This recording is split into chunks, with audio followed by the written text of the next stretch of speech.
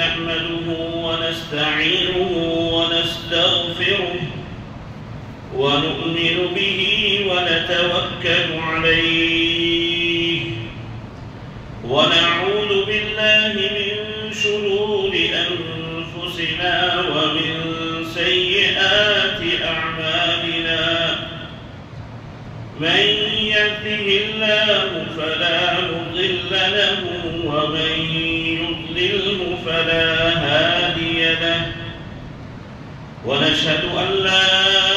إله إلا الله وحده لا شريك له ونشهد أن سيدنا وسندنا ومولانا محمدا عبده ورسوله أما بعد فأعوذ بالله من الشيطان الرجيم بسم الله الرحمن الرحيم الحج أشهر معلومات وقال تعالى في موضع آخر والفجر وليال عشر والشفع والوتر صدق الله العظيم.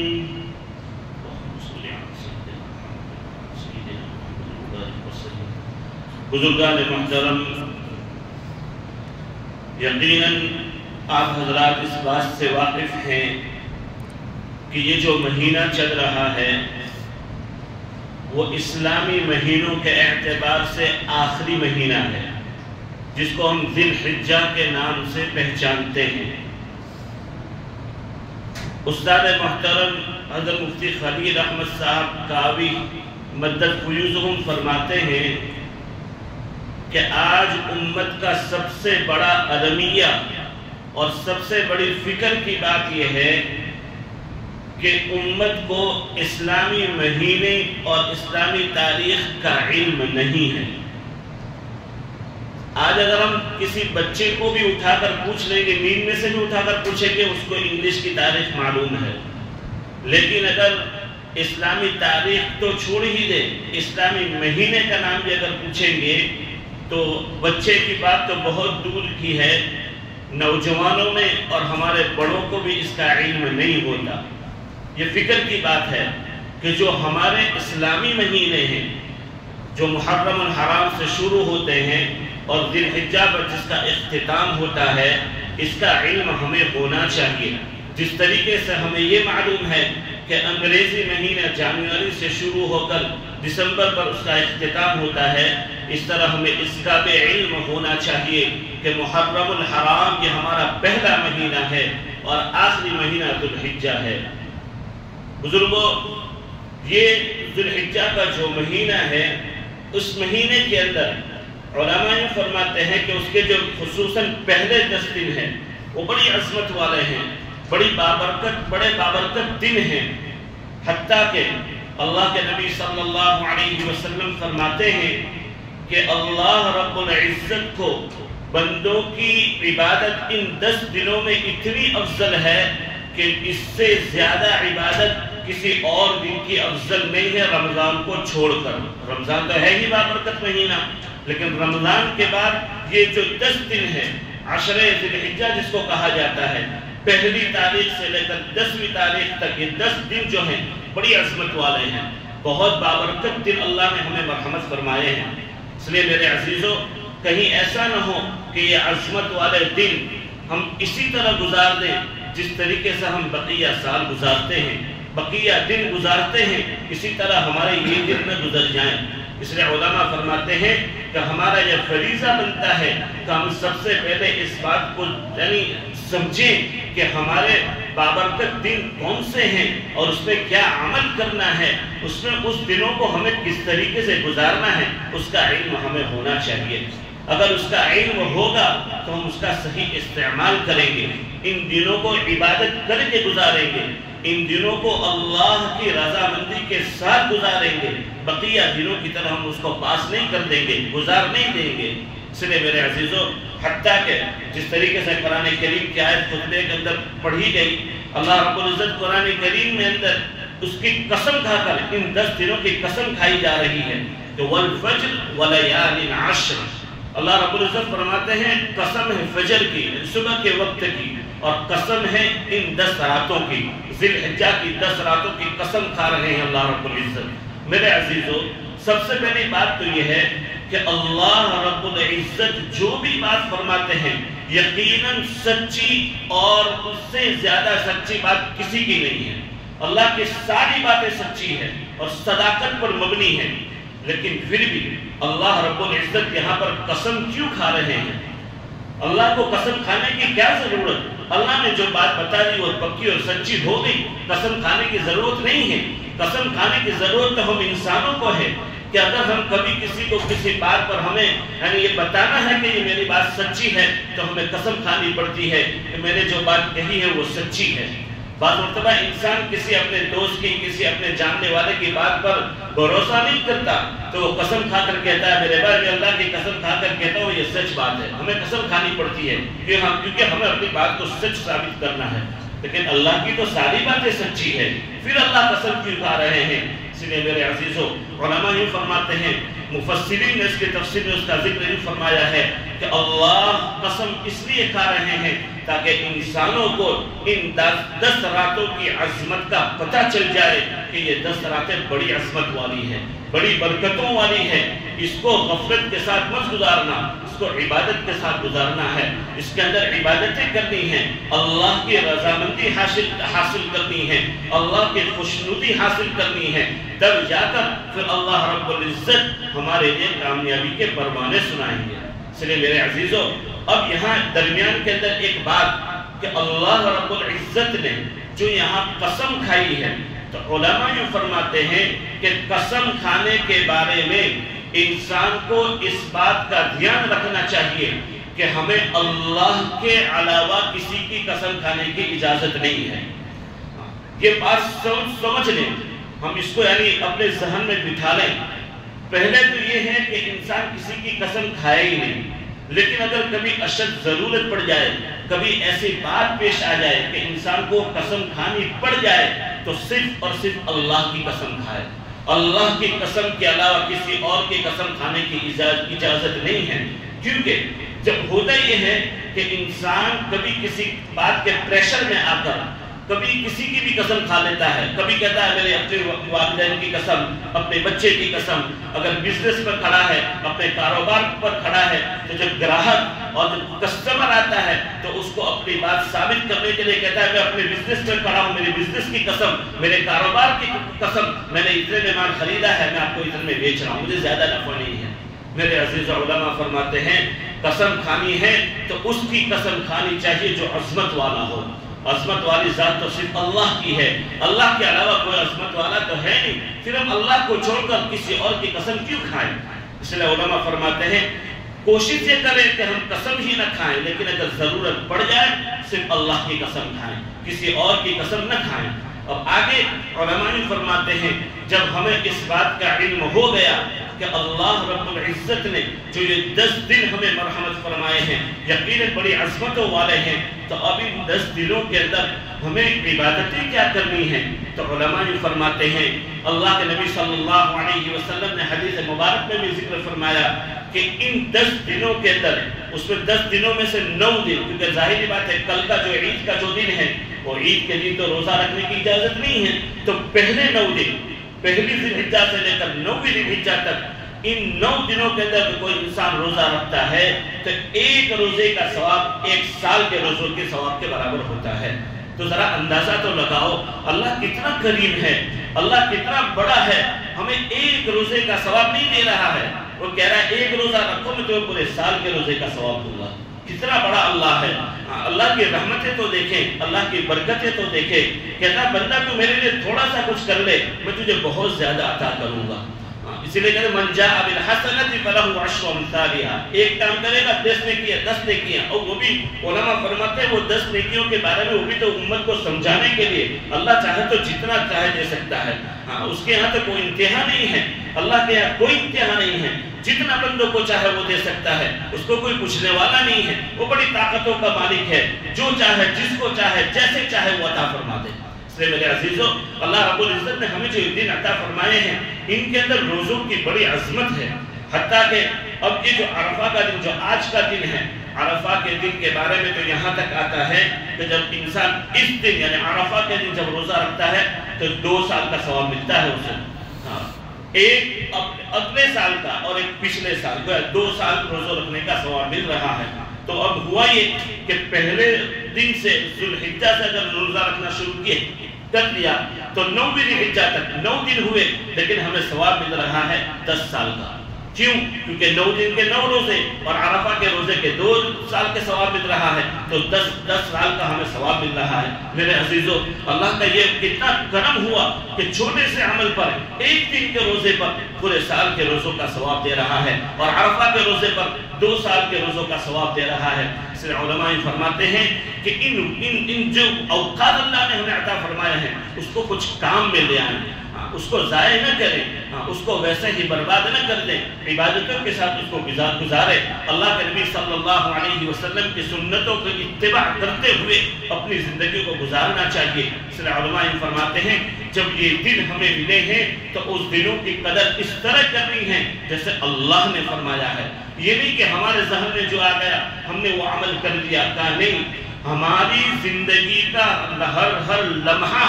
اس بات کی گواہی دے کہ ہم جو بھی کام کر رہے ہیں وہ اللہ کے حکم کے مطابق ہے اور میرے پیارے آقا محمد عربی صلی اللہ علیہ وآلہ وسلم کی سنتوں کے مطابق ہو، تب جا کر وہ عمل ہمیں دنیا میں بھی کامیاب کرے گا اور آخرت میں بھی کامیاب کرے گا، اور انہی عمل کی وجہ سے پھر انسان جنت کے اندر بھی داخل ہوگا اور اللہ اسے جہنم سے بھی بچائیں گے، کیونکہ ہم نے جو زندگی گزاری ہے وہ اللہ کے حکم والی ہے اور پیارے محبوب صلی اللہ علیہ وسلم کی سنتوں والی ہے۔ اب وہ زندگی ہوگی تب تو کامیابی ہی کامیابی ہے، اگر وہ زندگی نہیں ہے تو پھر اس کے لیے کامیابی کا کوئی پروانہ نہیں ہے، پھر اگر اللہ چاہے تو اسے معاف کرے، اللہ نہ چاہے تو اس کی پکڑ ہو جائے۔ اس لیے میرے عزیزو، ہمیں جو بھی عمل کرنا ہے ہمیں اپنی زندگی میں اس کو ٹٹولنا ہے،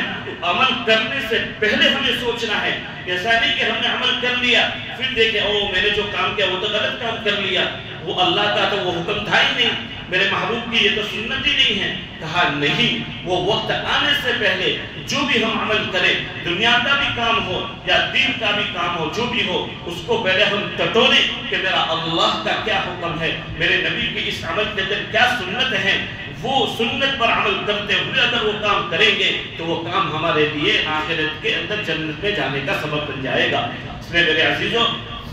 علماء فرماتے ہیں کہ جب اللہ رب العزت ہمیں یہ دن جب مرحمت فرماتا ہے، اصل میں اللہ کے نبی صلی اللہ علیہ وآلہ وسلم جب اپنے صحابہ کے سامنے اگلی قوم اور اگلی امتوں کے جو واقعات سناتے تھے اور قصے سناتے تھے تو اس کے اندر کہ اگلی امتوں کی عمریں یقیناً زیادہ تھی، کوئی قوم کوئی امت جو تھی وہ 500 سال کی اس کی عمریں تھی، کسی کی 700 سال کی، کسی کی 1000 سال کی۔ تو اب یہ ہے کہ صحابہ کو جب یہ بات ان کے سامنے آتی تھی کہ بھئی ہماری عمریں تو 60-70 سال بہت زیادہ جی لیا تو سینچوری لگا دی کسی نے، اس سے زیادہ تو بہت مشکل ہے۔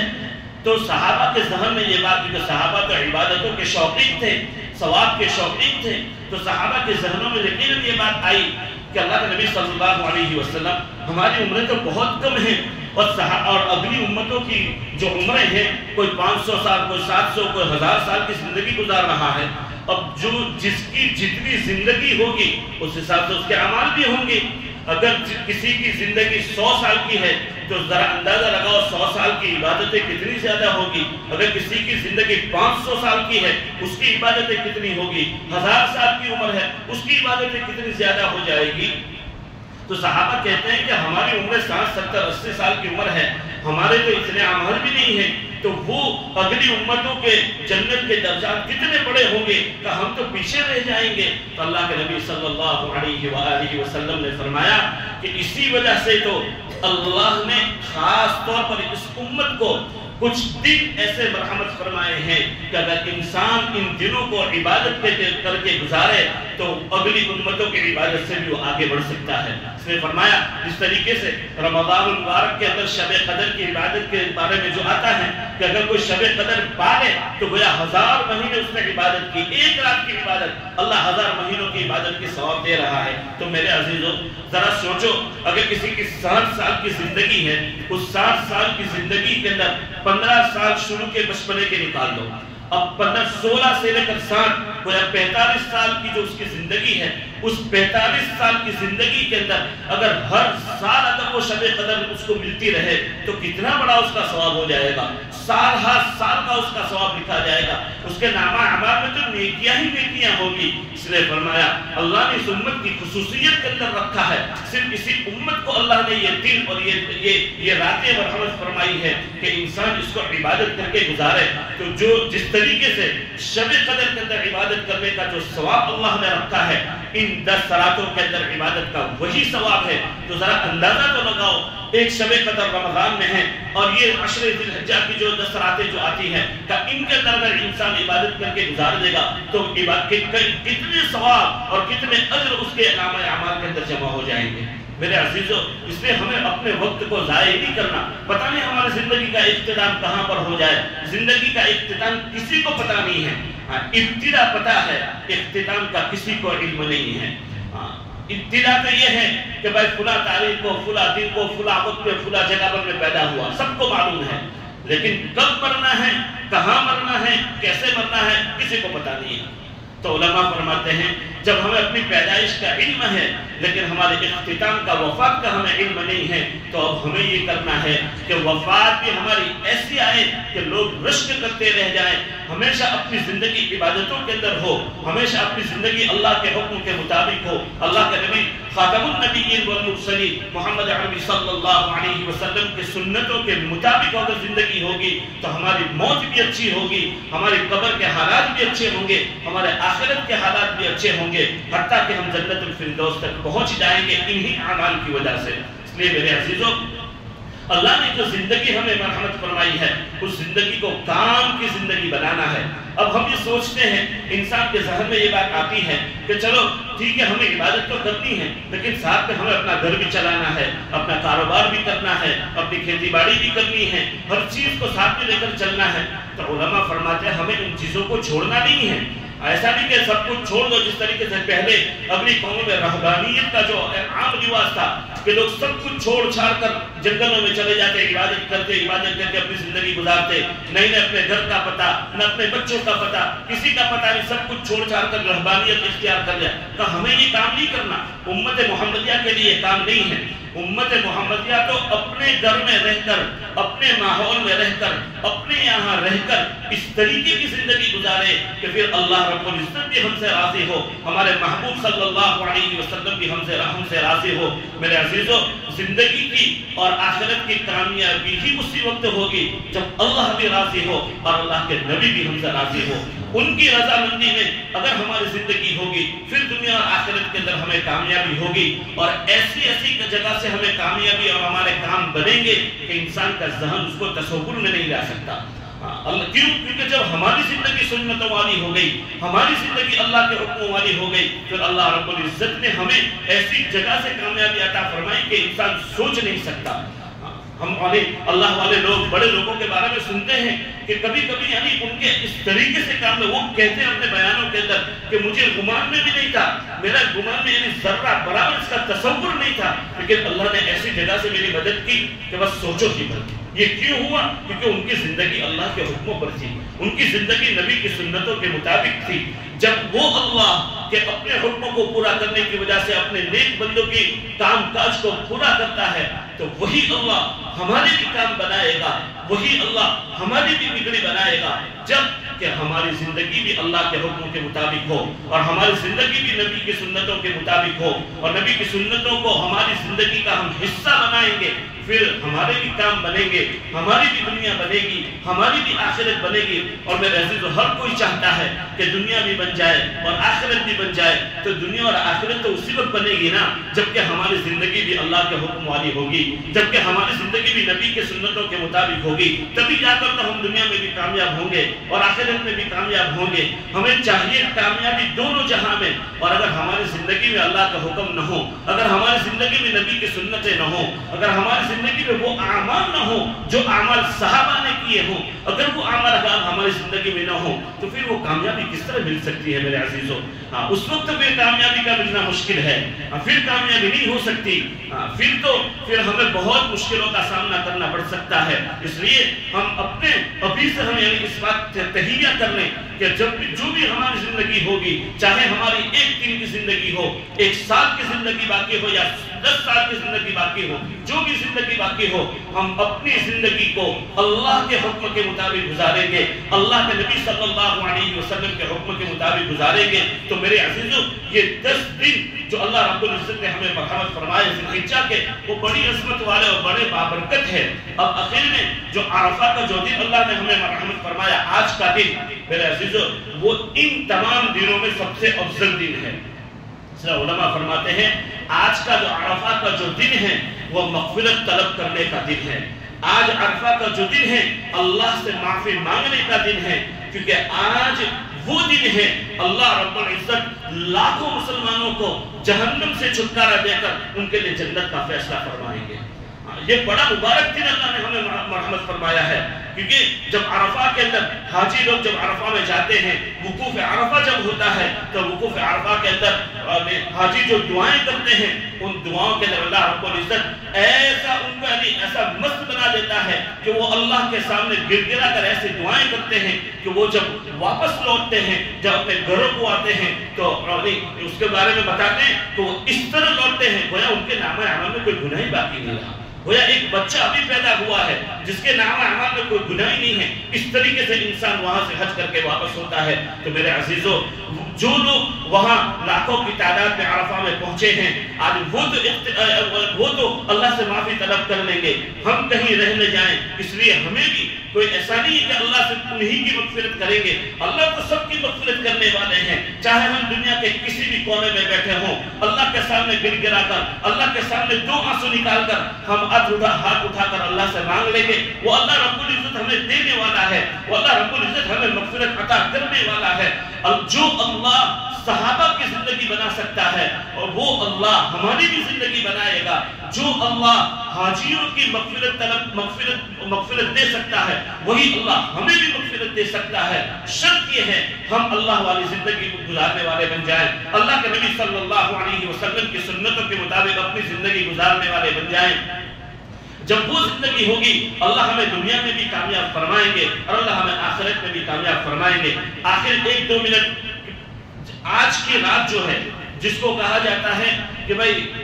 عید کی جو رات ہوتی ہے اس کو بھی عبادت کے ساتھ گزارنا ہے۔ علماء یہ فرماتے ہیں کہ 5 راتیں ایسی ہے کہ انسان اگر اس کو عبادت کے ساتھ گزار دے تو اس کا دل اس وقت مردہ نہیں ہوگا جب سب کے دل مردہ ہو جائیں گے، وہ اس کا اشارہ قیامت کے دن کی طرف ہے۔ تو فرماتے ہیں یعنی یہ 5 راتیں، رجب کی پہلی رات، اسی طریقے سے جمعہ کی راتیں اور 15 شعبان، جس کو ہم 15 شعبان جو شعبان المعظم کے درمیان میں آتی ہے، اور پھر یہ عیدین کی 2 راتیں، عید الفطر کی رات اور عید الاضحیٰ کی رات۔ تو آج عید الاضحیٰ کی رات ہوگی، آج کی رات جو وہ عید الاضحیٰ کی رات ہوگی۔ تو میرے عزیزو، آج کی رات ہمیں عبادت کر کے اللہ کو راضی کرنے والے اعمال کرنے ہیں۔ اگر انسان پوری رات عبادت نہیں کر سکتا کوئی حرج نہیں ہے، کم از کم عشاء کی نماز جماعت کے ساتھ ادا کر لے اور فجر کی نماز جماعت کے ساتھ ادا کر لے۔ علماء فرماتے ہیں جب انسان عشاء کی نماز اور فجر کی نماز بھی اگر جماعت سے ادا کر لیں گے تو اس کو پوری رات کی عبادت کا ثواب ملے گا، بشرطے کہ درمیان میں کوئی ایسا عمل نہ ہو جو اللہ کی ناراضگی والا عمل ہو۔ تو خیر عشاء کی نماز پڑھ کر اگر ہم انسان سو جائے اور تھوڑی سی اگر عبادت کرنا چاہے تو کر لے، اگر نہ کر سکے تو کم از کم عشاء کی نماز کے بعد سو جائے، تو جماعت کے ساتھ نماز ادا کرے اور فجر کی نماز جماعت کے ساتھ ادا کرے تاکہ پوری رات کی عبادت کا اس کو ثواب مل جائے۔ اللہ رب العزت ہمیں ان باتوں پر عمل کرنے کی توفیق عطا فرمائے، اور جو یہ اتنے مبارک دن چل رہے ہیں اللہ ہمیں بھی اس کا کچھ حصہ نصیب فرما دے۔ جس طریقے سے اللہ آج لاکھوں حاجیوں کی اور لاکھوں ایمان والوں کی مغفرت فرمائیں گے، اللہ ہماری بھی مغفرت فرما دے، اللہ ہمیں بھی جنت الفردوس میں اعلیٰ سے اعلیٰ مقام نصیب فرمائے، اللہ ہمیں بھی جہنم سے بچائے، اللہ ہماری نسلوں کو بھی جہنم سے بچائے، اور اللہ ہمیں اپنی بقیہ زندگی اللہ اپنے حکموں کے مطابق اور پیارے نبی خاتم النبیین والمرسلین محمد عربی صلی اللہ علیہ وآلہ وسلم کی سنتوں کے مطابق گزارنے کی توفیق عطا فرمائے۔ آمین۔ وآخر دعوانا ان الحمد للہ رب العالمین۔